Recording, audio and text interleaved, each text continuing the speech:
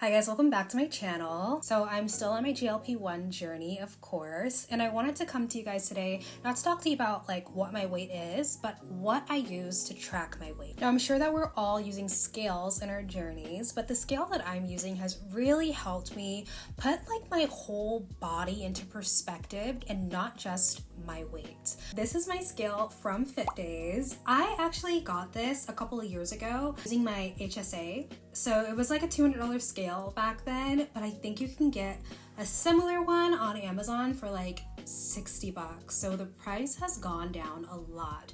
Now, as you can see, it's not just a scale that's here, but also this handle is like the magic part of the scale. So when you stand on the scale, obviously it's going to have your weight, but you're also going to hold this handle, and what it's going to do, this scale is going to send like electricity up your legs and through your fingers so that it can measure all aspects of your body.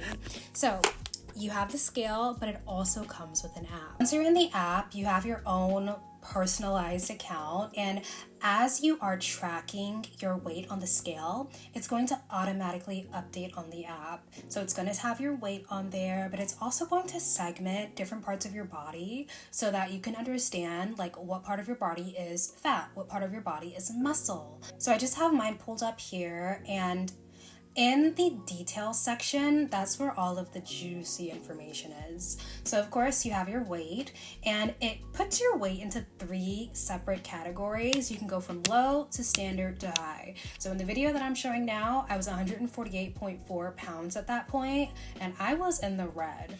As of today, I'm 144.4 pounds, so I've lost another 4 pounds since I took this video, which was early October. I'm still in the red, but baby, I'm getting down, okay? Of course, I have my BMI. It also tracks that. So my BMI is at 25, or was at 25.3. I'm happy to say that I am in the green now. So yeah. It keeps track of your body fat, your fat mass, and your muscle mass as well. So if you're in the part of your journey where you're not just using your GLP-1, but you're also working out, there's some parts of your journey where it's like, okay, I know I'm doing right, but I'm not losing weight. Maybe you're gaining muscle. Maybe you're losing fat, but you're gaining muscle, and maybe that is why it doesn't seem like you're losing weight, even though you look great. That's why, it's muscle. This helps you keep track of that because you can actually tell if your muscle mass is going up and your fat is going down. You can track it with this. It's so easy. Another thing that it has on here is the body age. So right now it has me at 29, which I'll be 29 in a couple of months, so it's not too far off. But I want to get that down. I had weighed myself a couple days ago, and it put me at a body age of 27. I was like, oh, I got a year back. But that is just like a number that I like to track because it's kind of cool to see. And another thing that I love to track is a WHR, which stands for waist to hip ratio. So if you look at like, I'm just going to go down here.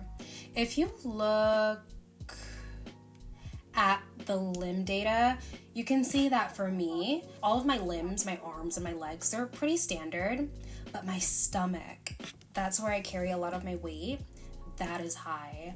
So I want to get that down, and by getting that down, my waist to hip ratio also goes down. So that's cool to track too. Now, based on your height and your weight, it also gives you a recommended target weight. So my recommended target weight is 125.4, which is actually great. Like, I didn't set this. This is what the app recommends, and I was shooting for 125 anyway. In case you're wondering, I'm 5'3" and a half.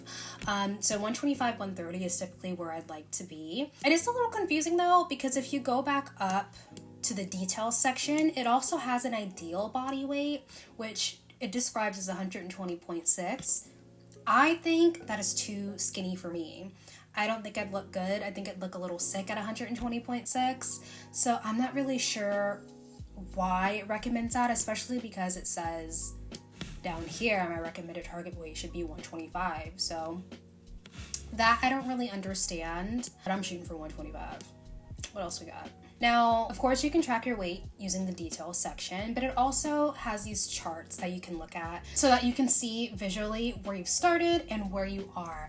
I really like this one because I mean, it's really cool. When I started using this scale, I was at 148.4. My real starting weight is 155, but this scale was in storage when I started this, so I don't have that in my system. But now, well, at the time I took this screen recording, I got down to 148.4, so I was down 0.2 pounds at that time.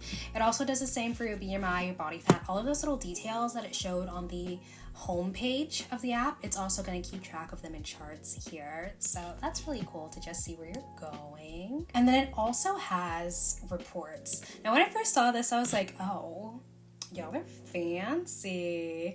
Now, it really just shows you all of the information that you can find on the app just through scrolling through in just one sheet, which is cool. It just gives you another way to look at all of your information. And it gives you two separate ways to look at it too. The default layout, which has a lot of information, to be real.